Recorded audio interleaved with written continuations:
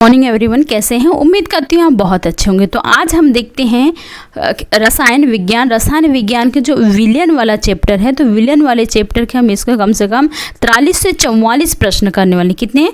43 से 44 प्रश्न करने वाले। और कोई भी अगर एक प्रश्न देखा तो पूरा उसको डिटेल में पूरी उसकी व्याख्या सहित करने वाले हैं। और ये क्या है, जैसे RRB, group D, NTPC, RPF, ALP technician, है ना, जेई, इतने सारे एग्जाम में जो पूछे गए हैं, बार बार रिवाइज हुए हैं, उन प्रश्नों को आज हम इसमें करने वाले हैं। सो प्लीज़ लास्ट तक बने रहिएगा। वीडियो अगर अच्छा लगे तो इसे लाइक ज़रूर कीजिए, और चैनल को अगर पहली बार आए हैं तो चैनल को सब्सक्राइब ज़रूर कीजिए, क्योंकि ये इसके साथ हम देख लीजिएगा, ये बुक देख लीजिए, ये कोई प्रश्न है और इसका पूरा हमने डिटेल में इस बुक में वर्णन दिया हुआ है। ठीक है, जो बुक का पूरा वर्णन दिया है तो इसको हम करने वाले हैं। ठीक है, जैसे ये थोड़ा हट गया है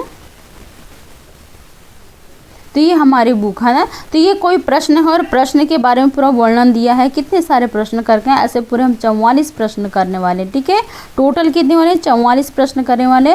और एग्जाम में जो बार बार रिपीट हुए हैं, जैसे आरआरबी, ग्रुप डी, ये 2022 में पूछा हुआ प्रश्न, शिफ्ट 2 में पूछा हुआ। और आपको यकीन नहीं आता तो ये बुक देख लीजिएगा, आदित्य रंजन की बुक है, जो पहले इंस्पेक्टर थे और बहुत जाने माने हैं, तो उनकी बुक का हम इसमें वर्णन करने में। जिन्होंने ने बुक नहीं लिया होगा तो हमारी इस बुक के साथ बने रहिए, आपकी तैयारी हो जाएगी। और इसके साथ बनने के लिए हमारे चैनल को क्या होगा, सब्सक्राइब तो करना ही होगा। ठीक है, तो चलिए बिना भाषण देते हुए, बिना टाइम वेस्ट करते हुए हम अपने प्रश्न की शुरुआत करते हैं। सो हमने इसके पहले 10 प्रश्न कर लिया, तो आज हमारा ये 12वें नंबर का प्रश्न है। ठीक है, तो हमारा 12वें नंबर का प्रश्न क्या कहता है, निम्नलिखित में से ऐसा कौन सा लवण है जो लगभग 7 pH वाला जलीय विलयन उत्पन्न करेगा?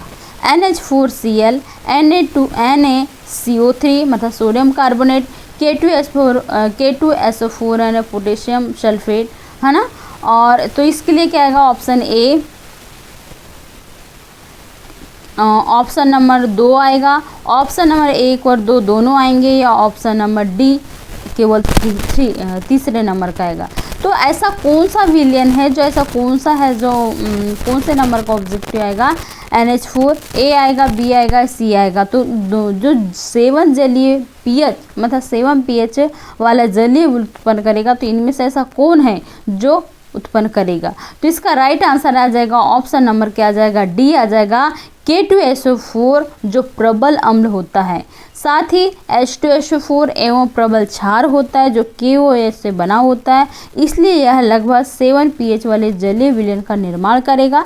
जब K2SO4 पानी में घुलता है तो यह K+ मतलब पोटेशियम आयनों और SO4 सल्फेट आयनों में विघटित हो जाता है, तो पोटेशियम सल्फेट इसको कहा जाता है। तो इसका राइट आंसर क्या जाएगा? ऑप्शन नंबर डी, केवल 3 नंबर का ऑप्शन आ जाएगा। ठीक है, तो निम्नलिखित में से ऐसा कौन सा लवण है जो लगभग 7 pH वाला जलीय विलयन उत्पन्न करेगा? तो वो आ जाएगा क्या? केवल 3 मतलब K2SO4 H2SO4 आ जाएगा। ठीक है, H2SO4 यहाँ दिया नहीं है, इसलिए राइट आंसर क्या जाएगा?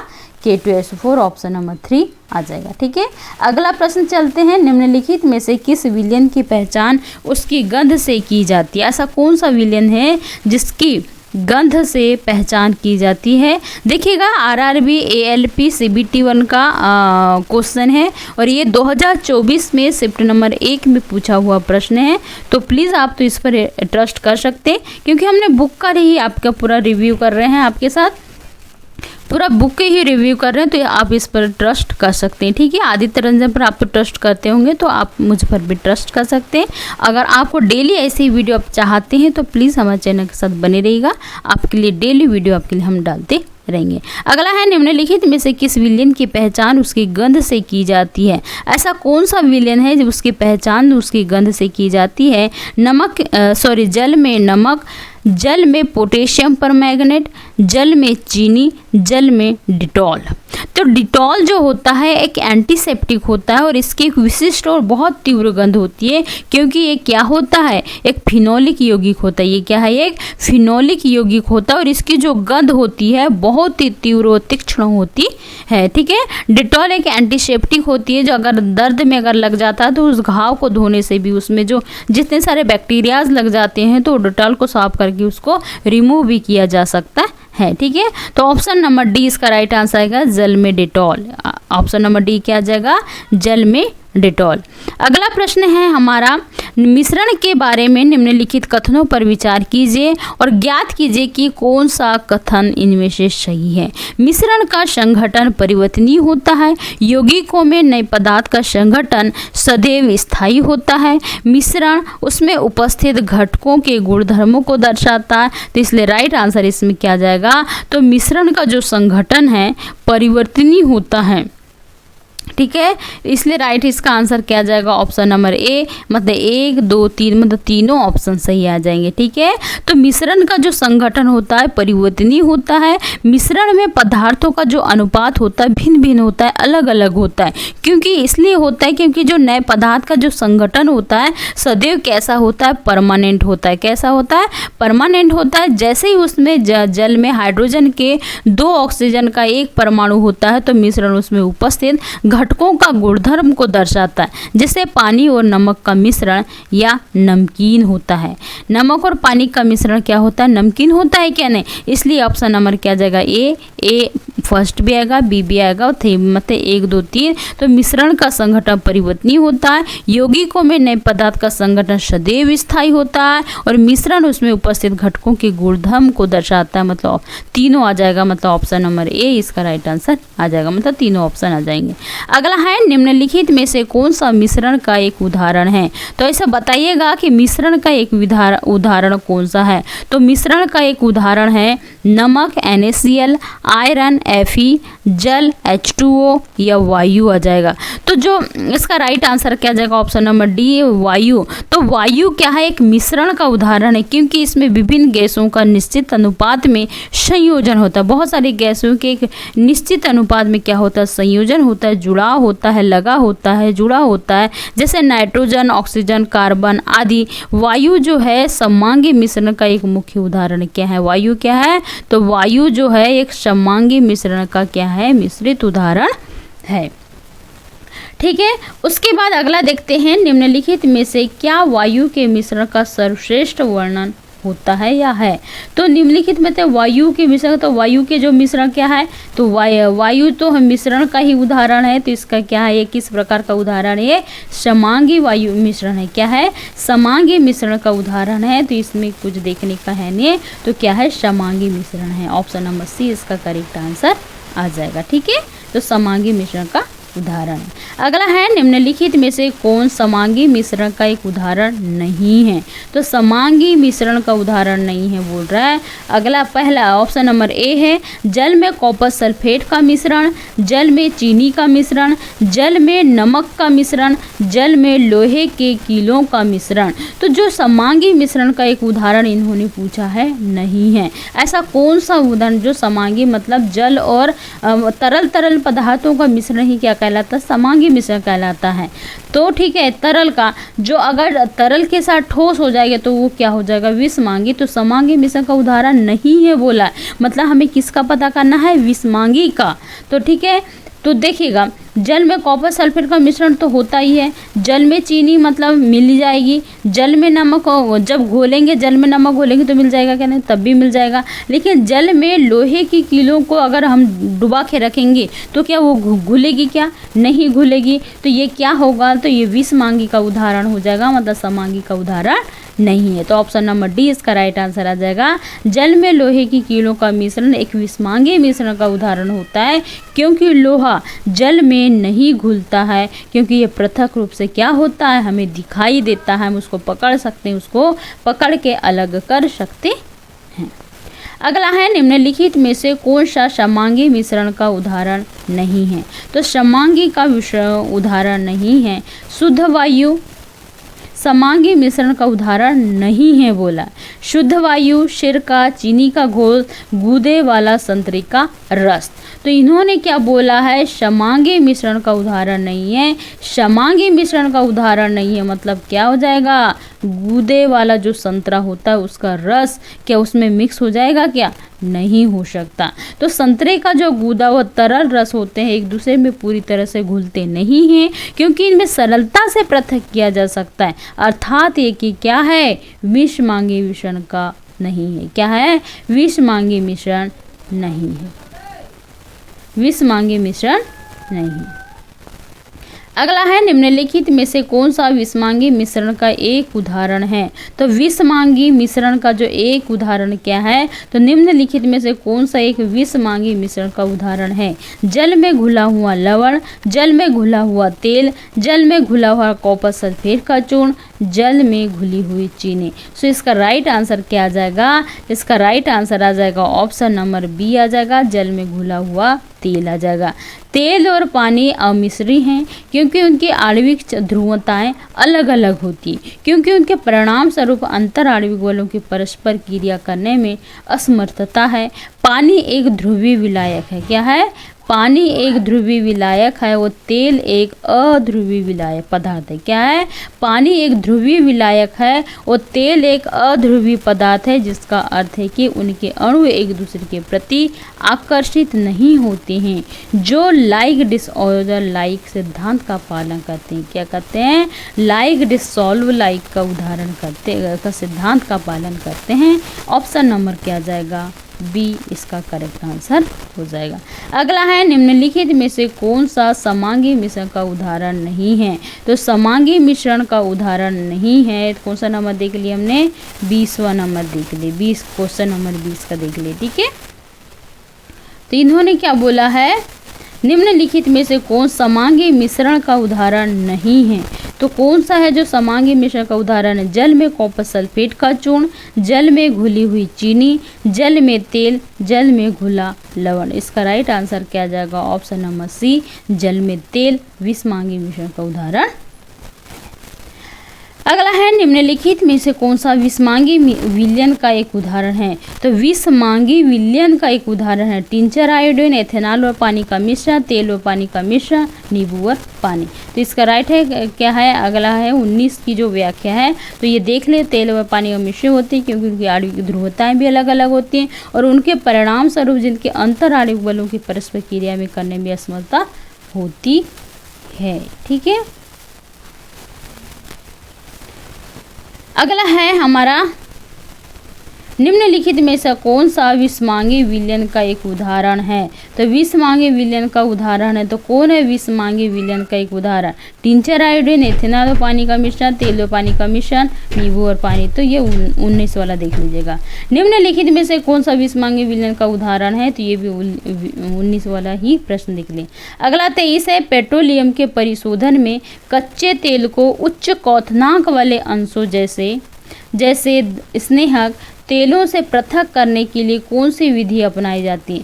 पेट्रोलियम के जो परिशोधन में जो कच्चे तेल का उच्च क्वथनांक वाले अंशों वाले जैसे स्नेहक तेलों से पृथक करने के लिए कौन सी विधि अपनाई जाती है? निर्वात निस्पंदन, प्रभाजी आसवन, विभेदी निष्कर्षण और रोटरी ऊर्ध्वपातन। इसका जो राइट आंसर क्या आ जाएगा? ऑप्शन नंबर बी आ जाएगा, प्रभाजी आसवन। तो जो प्रभाजी आसवन है, तो ये प्रभाजी आसवन की जो प्रक्रिया की सहायता से उन मिश्रणीय तरल पदार्थों को अलग किया जाता है जिनके क्वथनांक में काफ़ी कम अंतर होता है। इस प्रक्रिया के दौरान प्रभाजी स्तंभ के भीतर बार बार वाष्पीकरण और संघनन का उपयोग करके कच्चे तेल से हाइड्रोकार्बन को अलग किया जाता है। किसे किया जाता है?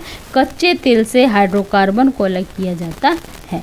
अगला है निम्नलिखित में से कौन सा विषमांगी मिश्रण का सर्वोत्तम उदाहरण है? तो विषमांगी मिश्रण का सर्वोत्तम जो उदाहरण है तो क्या है? तो विषमांगी मिश्रण का सर्वोत्तम जो उदाहरण है क्या है? पानी में चीनी, आयरन क्लोराइड और लोह चूर्ण का मिश्रण, कॉपर सल्फेट विलयन और पानी में नमक। तो जो उसका राइट जो आंसर आ जाएगा क्या आ जाएगा? तो विषमांगी मिश्रण का सबसे इनमें से विषमांगी मिश्रण का सबसे अच्छा उदाहरण क्या आ जाएगा? तो इसका सबसे अच्छा उदाहरण है आयरन क्लोराइड और लोह चूर्ण का मिश्रण। क्या आ जाएगा? आयरन क्लोराइड और लोह चूर्ण का मिश्रण आ जाएगा। 25 है, निम्नलिखित में से कौन सा कथन निलंबन के संबंध में सही है? तो निलंबन के कथन में सही है, तो ये क्या आ जाएगा? इसका राइट आंसर क्या आ जाएगा? निलंबन एक विषमांगी मिश्रण है। निलंबित के कण आँखों के लिए अदृश्य होते हैं। निलंबन एक समांगी मिश्रण है। गैसों में परिक्षेपी ठोस पदार्थ को निलंबित कहा जाता है। तो निलंबन एक विषमांगी मिश्रण का उदाहरण क्या है? निलंबन एक विषमांगी मिश्रण का उदाहरण है जिसमें ठोस के कण तरल में परिक्षेपित होते हैं और अघुलनशील होते हैं। साथ ही बहुत बड़े जैसे 1000 नैनोमीटर से बड़े होते हैं जो नग्न आंखों से देखे जा सकते हैं, जैसे पानी में रेत। इसका राइट आंसर क्या जाएगा? ऑप्शन नंबर निलंबन एक विषमांगी मिश्रण है जो ये क्या होता है, नग्न आंखों से इसको देखा जा सकता है क्योंकि इसका जो आकार होता है 1000 नैनोमीटर से बड़े होते हैं। कितने? 1000 नैनोमीटर से बड़े होते हैं और ये नग्न आंखों से देखे जा सकते हैं क्योंकि खुली आंखों से देखा जा सकता है, जैसे पानी में रेत हम देख पाते हैं कि नहीं पानी में रेत, तो वही है। ठीक है, अगला है हमारा निम्नलिखित में से कौन सा एक निलंबन है? कौन सा एक निलंबन है? ये देखिएगा आरआरबी टेक्नीशियन में पूछा हुआ प्रश्न और ये कब है? 2024 में पूछा हुआ प्रश्न है आरआरबी टेक्नीशियन का। ठीक है, ठोस ठोस में परिक्षेपित हो जाते हैं, गैसें ठोसों में परिक्षेपित हो जाते हैं, ठोस द्रवों में परिक्षेपित हो जाते हैं, गैसें द्रवों में परिक्षेपित हो जाते हैं। तो किस में परिक्षेपित हो जाते हैं? तो ऑप्शन नंबर 25 का उत्तर देख लीजिए। इसका ये निलंबन एक विषमांगी मिश्रण का उदाहरण है जो ठोस कण के तरल में परिक्षेपित होते हैं और अघुलनशील तथा बड़े 1000 नैनोमीटर से बड़े होते हैं जो नग्न आंखों से देखे जा सकते हैं। तो यही इसका आ जाएगा। ठीक है, वही सेम रिपीट आएगा। ऑप्शन नंबर बी इसका बी निलंबन के कणों को आंखों से नहीं देखा जा सकता, नहीं दर्शाता बोल रहा है। देखिएगा विकल्प में बोला है निलंबन के गुणधर्म को नहीं दर्शाता, ये सब दर्शाते हैं। ये क्या है? निलंबन आंखों से देखा जा सकता है, तो इन्होंने क्या बोला? निलंबन के कणों को आंखों से नहीं देखा जा सकता, मतलब ये गलत ऑप्शन बोल रहा है, इसलिए राइट आंसर क्या आ जाएगा? ये बी आ जाएगा। निम्नलिखित 4 संभावनाओं में से निलंबन में कौन सा गुण है? निलंबन में कौन सा गुण है? समांगी मिश्रण का, प्लाज्मा मिश्रण का, विषमांगी मिश्रण का, ठोस मिश्रण का। तो ये क्या है? ये विषमांगी मिश्रण का उदाहरण क्या है? निलंबन जो है निलंबन विषमांगी मिश्रण का उदाहरण होता है जिसका आकार 1000 नैनोमीटर से अधिक होता है और इसको जैसे पानी में रेत को देखा जा सकता है। अगला है निम्नलिखित विकल्पों में से कौन सा निलंबन का एक उदाहरण है? तो निलंबन देखिएगा आरआरबी टेक्नीशियन में भी ये भी पूछा हुआ प्रश्न है और ये 2024 में भी पूछा प्रीवियस ईयर का प्रश्न है। ठीक है, तो जल में चाक का चूर्ण, जल में चीनी का घोल, जल में तेल, जल में दूध की कुछ बूंदे। तो इसका राइट आंसर आ जाएगा ऑप्शन नंबर ए। तो जल में चाक का चूर्ण जो है, चाक का जो जैसे जल में हम चाक का चूर्ण जाएंगे तो हमें स्पष्ट रूप से देख पाएंगे क्या? नहीं देख पाएंगे। तो जल में जो चाक का चूर्ण होता है, चॉक व डेयर इन वाटर, निलंबन का एक उदाहरण है क्योंकि चाक के जो कण हैं पानी में घुलते नहीं हैं क्योंकि ये कैसे हैं? निलंबित हैं। कि है पानी में क्या होता है? चाक के जो कण होते हैं वो घुलते नहीं है क्योंकि ये कैसे होते हैं? निलंबित रहते हैं। अगला है कोलाइडी विलयन के बारे में निम्नलिखित में से कौन सा कथन सही है? तो कोलाइडी विलयन के बारे में सही कथन को पहचानिएगा। कोलाइडी कणों का जो आकार है बहुत छोटा नहीं होता है। कोलाइडल विलयन के अवयव परिक्षिप्त प्रावस्था और परिक्षेपण माध्यम में होते हैं। कोलाइड विलयन के जो कण हैं इनसे गुजर रही प्रकाश की किरण को फैलाते नहीं हैं और उसके मार्ग को दृश्य बनाते हैं। कोलाइड विलयन एक विषमांगी मिश्रण होता है। कोलाइड विलयन क्या होता है? एक समांगी मिश्रण होता है। तो इसका राइट जो आंसर आ जाएगा, ये कौन सा कथन को दर्शाता है बोल रहा है, तो कौन से कथन को दर्शाता है? तो ऑप्शन नंबर क्या आ जाएगा? बी इसका राइट आंसर आ जाएगा। जो परिक्षिप्त प्रावस्था होती है ये छोटे छोटे कण होते हैं जो निलंबन में क्या होते हैं, कोई भी जो विलयन होता है पानी या नमक का घोल, पानी या शक्कर का घोल, तो उस विलयन में क्या होता है? बिखरे रहते हैं। क्या रहते हैं? उस विलयन में ऐसे बिखरे बिखरे रहते हैं जैसे ठोस कण बिखरे रहते हैं, उसी को ही कहा जाता है परिक्षिप्त प्रावस्था। और परिक्षेपण जो माध्यम होता है वह होता है जिसमें कण बिखरे होते हैं, उसको ही क्या कहा जाता है? परिक्षेपण माध्यम कहा जाता है। परिक्षेपण माध्यम किसको कहते हैं? कोई लिक्विड है, कोई द्रव है, उसमें कण क्या होते हैं? बिखरे रहते हैं और जो हमें दिखाई देते हैं उसे ही कोई क्या कहा जाता है? परिक्षेपण माध्यम कहा जाता है, जैसे पानी। ठीक है, ऑप्शन नंबर बी। अगला प्रश्न है हमारा, कोलाइडी विलयन के बारे में निम्नलिखित में से कौन सा कथन गलत है। आरआरबी टेक्नीशियन में पूछा हुआ प्रश्न है, ठीक है। तो गलत प्रश्नों को छांटना है, तो इसका गलत प्रश्न जो है, कोलाइड जो विलयन होता है वह होता है जिसमें पदार्थ के जो सूक्ष्म कण दूसरे पदार्थ में फैल जाते हैं। इन कणों का जो आकार होता है 1 से 1000 नैनोमीटर तक, मतलब बहुत छोटा होता है, ठीक है, बहुत छोटा तक होता है। और ये कण जो होता है नग्न आँख से नहीं देखे जा सकते, लेकिन इसमें जो हो टिंडल प्रभाव देखा जा सकता है, ठीक है। इनमें क्या हो जाता है, टिंडल प्रभाव देखा जा सकता है, जैसे दूध। तो इसका राइट आंसर क्या आ जाएगा, तो इसका राइट आंसर क्या आ जाएगा, ऑप्शन नंबर ए, दूध जो है कोलाइडी विलयन नहीं है। तो उन्हें गलत कथन के बारे में चुनो कहा है ना, इसलिए राइट आंसर क्या आ जाएगा, दूध कोलाइडी विलयन नहीं है, जबकि दूध कोलाइडी विलयन है। इन्होंने क्या बोला, नहीं है बोल रहा है, मतलब ऑप्शन नंबर हमारा गलत है। अगला है, निम्नलिखित में से कौन सा कोलाइडी विलयन का एक गुण नहीं है। कोलाइडी विलयन का एक गुण नहीं है, तो ये कौन सा नहीं है, ऑप्शन नंबर बी है। पिछले वीडियो में मतलब पिछले प्रश्न में जाकर के 31 नंबर का प्रश्न को देख लिए। तो ठीक है, इन्होंने क्या कोलाइडी विलयन का क्या बोला प्रश्न, कोलाइडी विलयन का एक गुण नहीं है, तो कौन सा गुण नहीं है, तो आप देख लीजिएगा, ठीक है। अगला है, निम्नलिखित में से कौन सा इमल्सन का एक उदाहरण है। इमल्सन मतलब क्या होता है बताइए।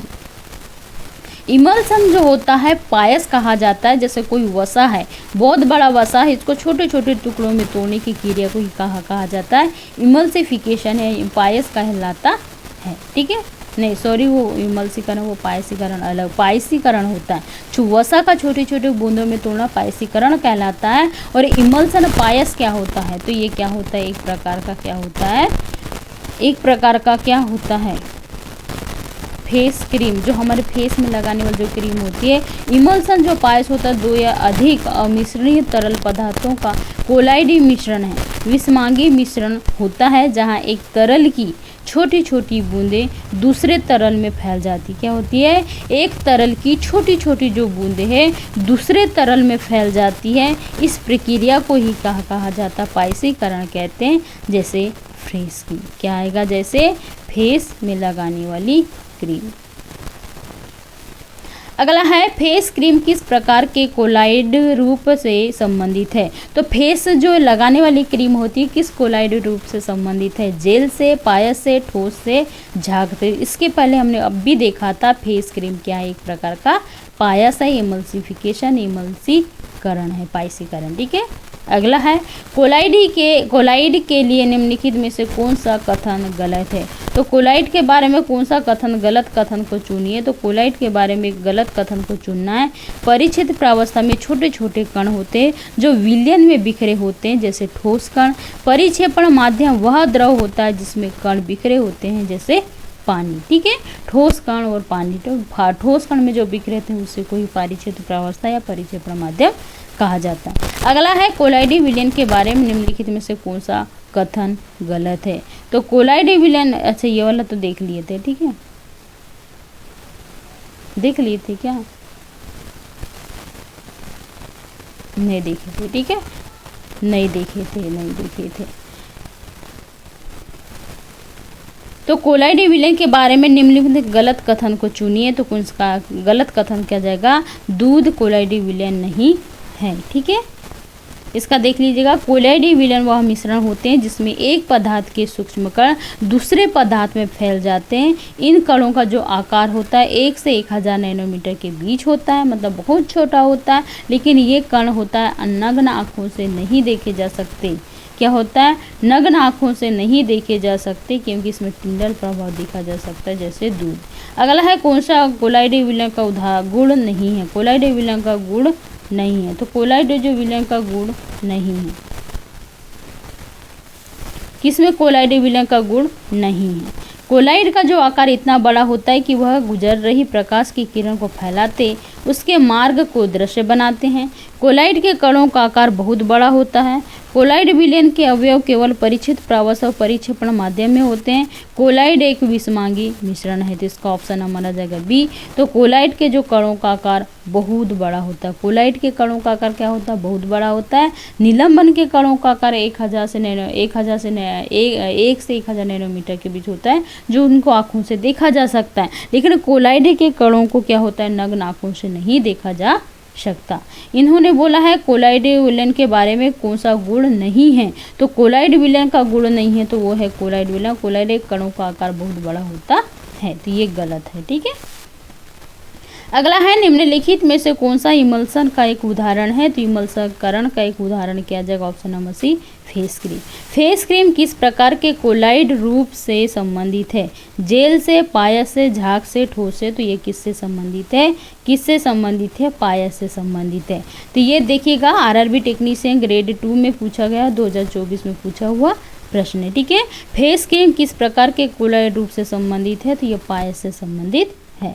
अगला है कोलाइड के लिए निम्नलिखित में से कौन सा कथन गलत है, तो 35 का आ जाएगा, क्या आ जाएगा ऑप्शन नंबर डी, इसका राइट आंसर आ जाएगा कोलाइड एक सममांगी मिश्रण। कोलाइड क्या है, सममांगी मिश्रण है।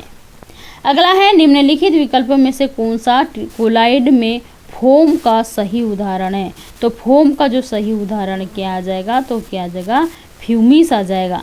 तो कौन सा कोलाइड में फोम का सही उदाहरण है, जेली, फ्यूमिस, कुहासा, कोहरा, तो क्या आ जाएगा, फ्यूमिस आ जाएगा। फोम एक प्रकार का कोलाइड तंत्र है जहां गैस के बुलबुले तरल तथा ठोस माध्यम में फैले होते हैं। फ्यूमिस फोम का एक बहुत अच्छा उदाहरण है। फ्यूमिस क्या है, तो फ्यूमिस जो है फोम का बहुत अच्छा उदाहरण है। अगला है निम्नलिखित में से कौन सा एक सॉल का एक उदाहरण है, तो सॉल का एक उदाहरण है, तो सॉल का एक उदाहरण है फोम, फेस क्रीम, रबड़ या मिल्क ऑफ मैग्नीशिया, तो क्या आ जाएगा, तो जो सॉल का एक सॉल है तो होता है, सॉल का एक अच्छा उदाहरण क्या होता है, मिल्क ऑफ मैग्नीशिया, क्या आ जाएगा, मिल्क ऑफ मैग्नीशिया। सॉल एक प्रकार का कोलाइड विलयन है जिसमें ठोस के कण द्रव में वितरित हो, ठोस के कण कैसे होते हैं, द्रव में वितरित होते हैं, जैसे magnesium MgOH2, milk of magnesium, magnesium hydroxide, जैसे मैग्नीशियम के कण द्रव में उपस्थित होते हैं, मैग्नीशियम के जो कण होते हैं द्रव में उपस्थित रहते हैं। Option number D. Baking powder का एक मिश्रण है, तो आरआरबी ग्रुप डी में पूछा हुआ प्रश्न है, 2018 में पूछा हुआ है, PYQ प्रश्न है। ठीक है, बेकिंग पाउडर और किसका मिश्रण है, बेकिंग पाउडर और किसका मिश्रण है, sodium hydrogen carbonate malic acid, sodium hydrogen carbonate tartaric acid, sodium carbonate tartaric acid, sodium hydrogen carbonate sulphuric acid, तो इसका राइट आंसर क्या आ जाएगा, ऑप्शन नंबर बी, इसका राइट आ जाएगा sodium hydrogen carbonate tartaric acid, क्या आ जाएगा, sodium carbonate, sodium hydrogen carbonate tartaric acid, इसका right answer हो जाएगा। अगला है निम्नलिखित में से किस यौगिक का उपयोग सोडा, अम्ल तथा अग्निशामक में किया जाता है, सोडियम कार्बोनेट का, सोडियम बाइकार्बोनेट का, कैल्शियम क्लोराइड का, विरंजक चूर्ण का। जब सोडियम बाइकार्बोनेट किसी अम्ल के साथ संपर्क में आता है तब कार्बन डाइऑक्साइड गैस उत्पन्न होती है और इस आग को बुझाने के लिए ऑक्सीजन की आपूर्ति को रोक देती है।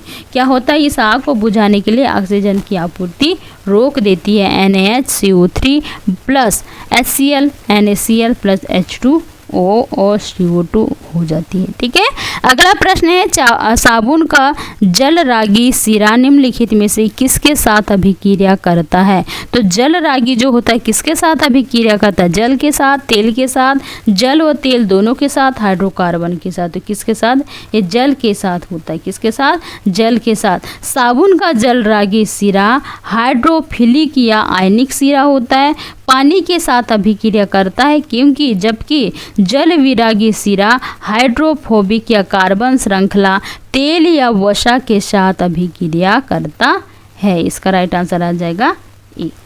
अगला है निम्नलिखित में से किस यौगिक का उपयोग टिंचर आयोडीन में किया जाता है। तो टिंचर आयोडीन में किसका उपयोग किया जाता है, तो एथेनॉल का किया जाता है। किसका किया जाता है, टिंचर आयोडीन में एथेनॉल का किया जाता है।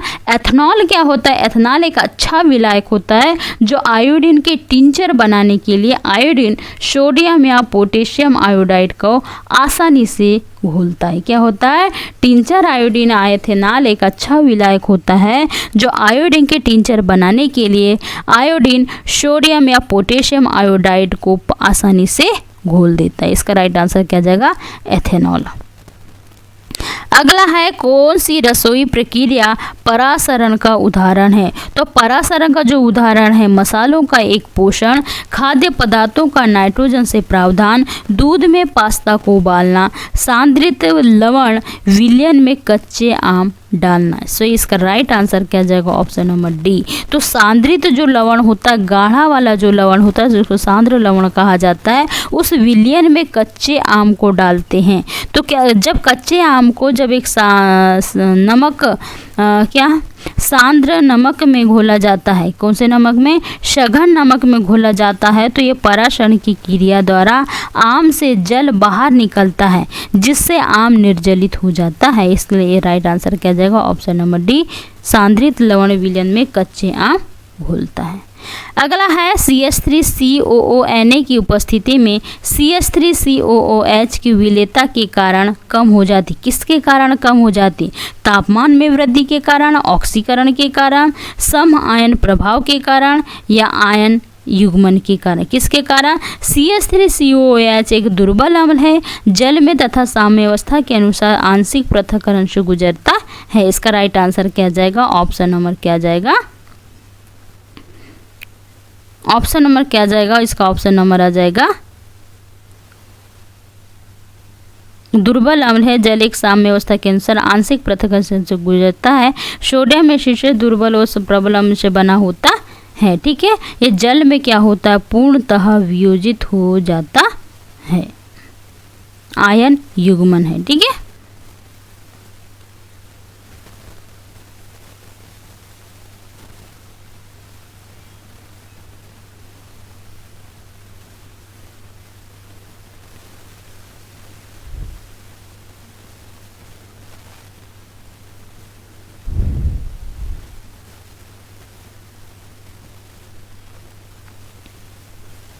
अगला प्रश्न हमारा क्या है, ऑप्शन नंबर इसका सी था, सम आयनीय प्रभाव था। अगला है बेवरेज उद्योगों में शीतल पेय और सोडा जल की बोतलों को उच्च दाब पर क्यों सील किया जाता है। जो बेवरेज उद्योगों से आने वाले जो शीतल पेय पदार्थ होते हैं, ठंडे जल में रखने के लिए बोला जाता है, उन पदार्थों को उच्च दाब पर क्यों सील किया जाता है, किस लिए किया जाता है, वो इसलिए किया जाता है क्योंकि कार्बन डाइऑक्साइड के जो होते हैं तो उसकी विलेयता बढ़ाने के लिए किया जाता है। कार्बन डाइऑक्साइड को पेय पदार्थ को वांछित झंझनाहट फ्रीज प्रदान करने तथा स्वाद और सुगंध को बढ़ाने तथा जीवाणु वृद्धि और ऑक्सीकरण को रोककर परीक्षक के रूप में कार्य करने के लिए उसको मिलाया जाता है। इसलिए क्या हो जाएगा, उसको उच्च दाब पर सील किया जाता है। तो इसका ऑप्शन आ जाएगा ऑप्शन नंबर ए, इसका करेक्ट आंसर आ जाएगा, क्या आएगा, option number A. Carbon dioxide की विलेयता बढ़ाने के लिए सोडा जल को उच्च दाब पर उसको सील किया जाता है। इस प्रकार हमने किसने 44 प्रश्नों को सॉल्व किए। इसके पहले हमने 10 प्रश्न देख लिया था। आज हमने कितने पूरे टोटल 30 प्रश्नों को किया। ठीक है, 30 से 28 प्रश्नों को किया। आई होप वीडियो अगर अच्छा लगा हो तो इसे लाइक कीजिएगा। और हमने इतनी मेहनत से आपके लिए अभी तक मेहनत की है, तो प्लीज़ इतनी सारी मेहनत के लिए क्या हो जाएगा, एक लाइक कर दीजिए, चैनल को सब्सक्राइब कर दीजिए, साथ ही इसको शेयर भी कर दीजिए। आई होप वीडियो अच्छा लगा होगा। ऐसी वीडियो के साथ हम कल मिलेंगे, तब तक के लिए bye bye, take care, have a nice day. Okay.